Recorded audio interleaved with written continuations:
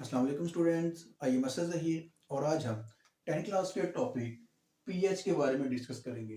आज हम देखेंगे कि पीएच क्या होती है और हम पीएच की हेल्प से हम किसी भी चीज़ की एसिडिक, बेसिक और न्यूट्रल करैक्टर को कैसे फाइंड करते हैं। ठीक है, so let's start. First of all we will discuss about the definition of the pH. The pH is the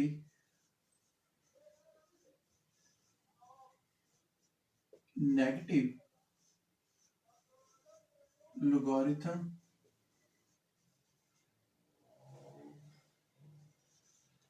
of the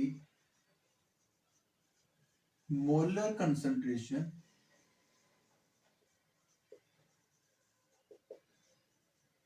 of H positive ion in an aqueous solution. In an aqueous solution. इसका मतलब यह है कि जो pH है वो क्या है, negative logarithm of the molar concentration of H positive ion in an aqueous solution. It's mean that pH is equal to the negative logarithm of the molar concentration. तो हम मोलर कंसंट्रेशन को represent करते हैं square brackets के साथ। Square brackets mean molar concentration किसकी, H positive ion in an aqueous solution means जब भी किसी चीज को आप वाटर में डिसॉल्व करते हैं तो डिसॉल्व होने के बाद जो सॉल्यूशन बनता है उसे हम लोग क्या बोलते हैं, एक्वस सॉल्यूशन। तो यहाँ पे लिखा हुआ है H positive ion in an aqueous solution means जब भी आप किसी चीज को वाटर में डिसॉल्व करो जो सॉल्यूशन बनेगा उसे बोलते हैं एक्वस सॉल्यूशन। हम यहाँ बात करेंगे कि कोई चीज एसिडिक है, बेसिक है या न्यूट्रल है। ये डिसाइड करेगा कि उसमें H पॉजिटिव की अमाउंट कितनी ज्यादा है। तो जब किसी चीज को वाटर में डिसॉल्व करेंगे तो डिसॉल्व करने के बाद जो H पॉजिटिव आयन बनेंगे उस H पॉजिटिव के आयन की जो अमाउंट होगी, जब उस अमाउंट का आप नेगेटिव लोगारिथम लेंगे उसे हम क्या बोलते हैं, पीएच। दोबारा रिपीट करता हूं कि किसी भी चीज को वाटर में डिसॉल्व करने के बाद उसके जो पॉजिटिव आयन बनते हैं उन पॉजिटिव आयन की जितनी भी कंसंट्रेशन होती है उस कंसंट्रेशन की जब आप नेगेटिव लोगारिथम लेंगे उसे हम लोग क्या बोलते हैं, पीएच बोलते हैं। फॉर एग्जांपल कहते हैं कि अगर हम लोग एक नॉर्मल वाटर की एग्जांपल लेते हैं, किसकी एग्जांपल लेते हैं, वाटर की। तो कहता है वाटर जो है ना हमारे पास, ये हमारे पास क्या होता है, न्यूट्रल सब्सटेंस है। वाटर हमारे पास क्या है, न्यूट्रल सब्सटेंस है। अब ये वाटर न्यूट्रल सब्सटेंस क्यों है इसके बारे में भी हम डिस्कस करते हैं। कहता है किसी भी चीज की जो पीएच होती है ना वो डिटरमाइन होती है H पॉजिटिव अमाउंट में। कहता है जब आप वाटर की एग्जांपल लेते हैं ना तो वाटर में एक H पॉजिटिव होता है और एक हमारे पास होता है OH नेगेटिव हाइड्रोक्सिल ग्रुप। इसे क्या बोलते हैं, हाइड्रोजन हाइड्रोजन आयन। इसे क्या बोलते हैं, हाइड्रोक्सिल आयन। ठीक है, तो वाटर में एक हाइड्रोजन आयन होता है, एक हाइड्रोक्सिल आयन होता है। इन दोनों की जो अमाउंट होती है, ये वाटर में क्या होती है, इन H पॉजिटिव आयन की कंसंट्रेशन और OH नेगेटिव आयन की जो वाटर में H पॉजिटिव आयन की कंसंट्रेशन जो होती है वो इक्वल होती है OH नेगेटिव आयन की कंसंट्रेशन के। तो ये आपने हमेशा याद रखना है कि जब भी H पॉजिटिव की एंड OH नेगेटिव की अमाउंट आपस में इक्वल हो वो चीज क्या होती है, न्यूट्रल होती है हमारे पास। क्यों कि हमारे पास पीएच के लिए कंडीशंस होती हैं। कंडीशन भी आप कह सकते हैं। ये कंडीशन जो हम डिस्क्राइब करने लगे ये किस पे डिपेंड करती है, concentration of H positive ion. H positive की आयन के बेस पर हम पहली कंडीशन डिस्क्राइब कर रहे हैं। कहता है कि अगर H पॉजिटिव की जो अमाउंट है वो OH नेगेटिव अमाउंट के इक्वल हो जाएगी, इसे हम लोग क्या कहते हैं, ये चीज क्या हो जाएगी हमारे पास, न्यूट्रल हो जाएगी। अगर हमारे पास H पॉजिटिव की अमाउंट जो है वो OH के मुकाबले में ज्यादा हो जाए, H पॉजिटिव की अमाउंट क्या हो जाए, ज्यादा हो जाए, तो उसे हम लोग बोलते हैं वो चीज के हमारे पास एसटी। और अगर हमारे पास H पॉजिटिव की जो अमाउंट है वो OH से कम हो जाए, इट्स मीन जब H पॉजिटिव की अमाउंट कम होगी तो OH की अमाउंट क्या हो जाएगी, ज्यादा हो जाएगी।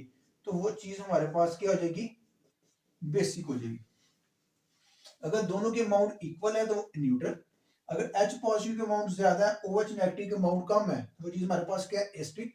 अगर H पॉजिटिव कम हो गया और OH ज्यादा हो गया तो हमारे पास रिप्रेजेंट करेगा बेसिक नेचर को। क्यों कि जो OH होता है ना, हाइड्रोक्सी लाइन, ये यूटिलाइज किया जाता है बेस के लिए, बेसिक कैरेक्टर के लिए, और हाइड्रोजन आयन जो है वो एसिडिक कैरेक्टर के लिए डिटरमाइन किया जाता है। अब ये हमारे पास एक सिंपल रूल हो गया। अब क्वेश्चन यहाँ पे ये है कि हमें कैसे पता चलेगा कि कौन सी चीज एसिडिक है कौन सी चीज बेसिक है। कहता है एक फैक्टर यूज किया जाता है, उसका नाम है KW। KW मतलब आयोनाइजेशन कांस्टेंट फॉर वाटर। इसका मतलब ये होता है कि जो KW है ना, ये हमेशा इक्वल होता है 1 मल्टीप्लाई 10 के पावर माइनस 14 के बराबर। KW की ये वैल्यू फिक्स है, और ये वैल्यू किस टेम्परेचर पे फिक्स है, 25 डिग्री सेल्सियस, जिसे हम लोग क्या बोलते हैं, रूम टेम्परेचर। तो room temperature mean 25 degree Celsius. तो रूम टेम्परेचर पे जो KW की वैल्यू होती है वो 1 मल्टीप्लाई 10 के पावर माइनस 14 होती है। अगर आपके पास कोई भी आपको न्यूमेरिकल दिया जाए उसमें KW की वैल्यू ना दी हो तो आपने हमेशा वैल्यू कौन सी पुट करनी होती है, 25 डिग्री सेल्सियस वाली। तो हमारे पास क्या है, KW is equal to 1 multiply 10 की पावर माइनस 14। अभी हम अगर वाटर, हमने क्या नाम लिया, इसका नाम क्या है, आयोनाइजेशन कांस्टेंट फॉर वाटर। ये क्या है, ये पीछे हमने टॉपिक में डिस्कस किया था आयोनाइजेशन वाले टॉपिक में। तो कहता है कि वाटर में क्या होता है, एक H पॉजिटिव होता है और एक OH नेगेटिव होता है। तो KW जो है वाटर के H पॉजिटिव और OH नेगेटिव के इक्वल होते हैं। सही है। अब अगर हम लोग इसको ऐसे कर लें, डिस्क्राइब कर लेते हैं शॉर्ट फॉर्म में, जो पीछे टॉपिक डिस्कस किया गया इससे पीछे वाला, हम उसकी बेस पे से डिस्क्राइब कर लेते हैं। कहते हैं जब एक वाटर मॉलिक्यूल जो है वो आयन की फॉर्म में जाता है तो वो क्या बनाता है, H पॉजिटिव बनाता है एंड OH नेगेटिव बना देता है। ठीक है, जब वाटर की आयोनाइजेशन होगी एक H पॉजिटिव और एक OH नेगेटिव बनेगा। चैप्टर नंबर 1 में आपने एक्विलिब्रियम कांस्टेंट किया हो Kc। तो Kc is equal to concentration of product over concentration of what, reactant. तो जब हम यहाँ पे डिस्कस करते हैं तो हम बात करते हैं KW के आयोनाइजेशन कांस्टेंट है, मीन जिसमें आयंस की बात की जाती है। यहाँ पे ये भी एक आयन है, ये भी एक आयन है, लेकिन ये आयन नहीं है। क्यों कि आयंस वो चीज होती है जिसपे पॉजिटिव या नेगेटिव चार्ज होगा। इसका मतलब क्या, वो ये आयन नहीं है, तो ये उस पर जाकर क्या हो जाएगा, मल्टीप्लाई हो जाएगा। तो KC के साथ जब वाटर मल्टीप्लाई हो जाएगा, कंसंट्रेशन ऑफ वाटर मल्टीप्लाई हो जाएगी, तो हमारे पास ये इक्वेशन आ जाएगी। तो जब Kc और कंसंट्रेशन ऑफ रिएक्टेंट जो वाटर था जो आयनाइज नहीं हुआ, इन दोनों को मल्टीप्लाई करेंगे तो हमारे पास क्या बन जाएगा, KW। तो ये दोनों चीजें किस में कन्वर्ट हो जाएंगी, KW में। तो KW is stand for ionisation constant for water, means KW ये डिस्क्राइब करता है कि किस टेंपरेचर पे वाटर के कितने आयंस बने हैं। जैसे हमने बात की 25 डिग्री सेल्सियस पे, 25 डिग्री सेल्सियस पे KW की अमाउंट कितनी होती है, इतनी होती है। जब आप टेम्परेचर चेंज करेंगे तो KW की वैल्यू क्या हो जाएगी, चेंज होना शुरू हो जाएगी। तो अब अगर हम बात करें तो KW किसके बराबर था, 1 मल्टीप्लाई 10 की पावर माइनस 14 के बराबर था।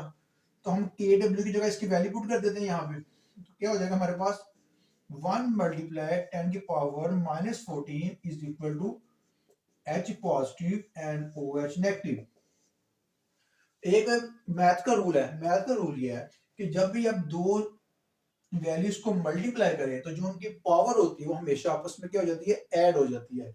इसका मतलब कि वो ये जो वैल्यू है इन दोनों के सम के बराबर है। तो हमारे पास हम ये कह सकते हैं कि इसमें हमारे पास 1 मल्टीप्लाई 10 की power minus 14 is equal to concentration of hydrogen 1 multiply 10 की माइनस 7 और 1 मल्टीप्लाई 10 की पावर माइनस 7 के इक्वल है। मींस कि हाइड्रोजन की वैल्यू कितनी होती है, 1 मल्टीप्लाई 10 की पावर माइनस 7, इसकी वैल्यू इतनी होती है। जब इन दोनों को मल्टीप्लाई करते हैं आपस में 1 1 1 और 10, मैंने अभी क्या बोला, जब ये दो फैक्टर्स को मल्टीप्लाई करते हैं तो उनकी पावर क्या जाती है, ऐड।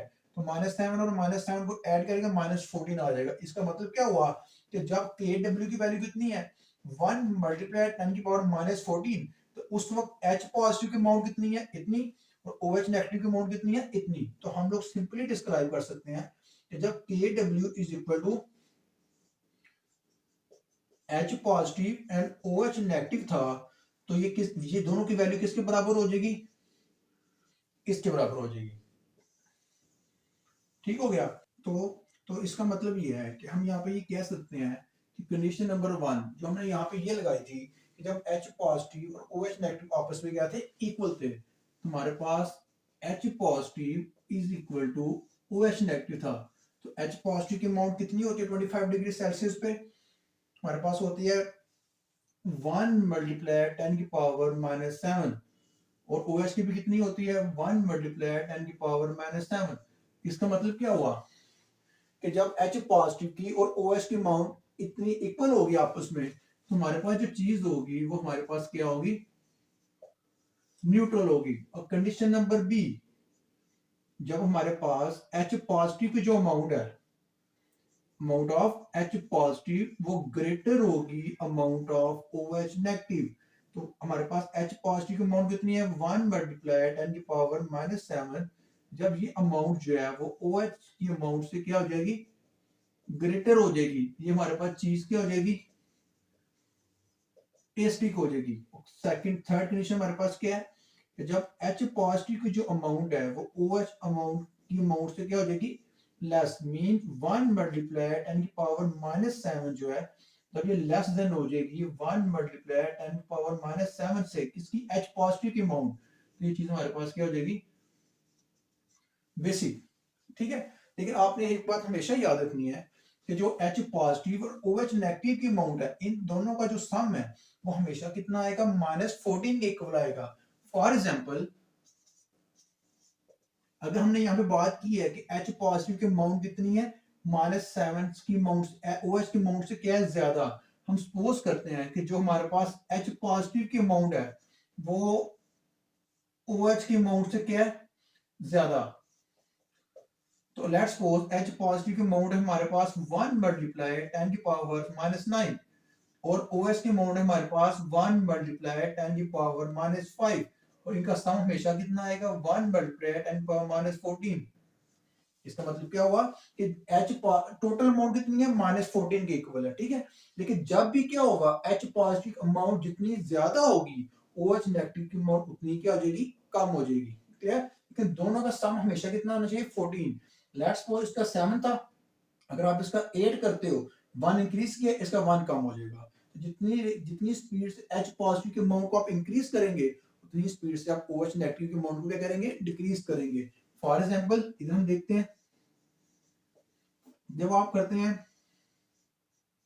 आपने बात की कि H पॉजिटिव की अमाउंट जब कम हो जाएगी OH नेगेटिव की अमाउंट से, सपोज करते हैं H पॉजिटिव की जो अमाउंट हमारे पास -6 हो गई है, तो 1 कम की है, तो OH नेगेटिव की अमाउंट कितनी हो जाएगी, -8। लेकिन दोनों का सम हमेशा हमारे पास कितना आएगा, 1 मल्टीप्लाई 10 की पावर -14।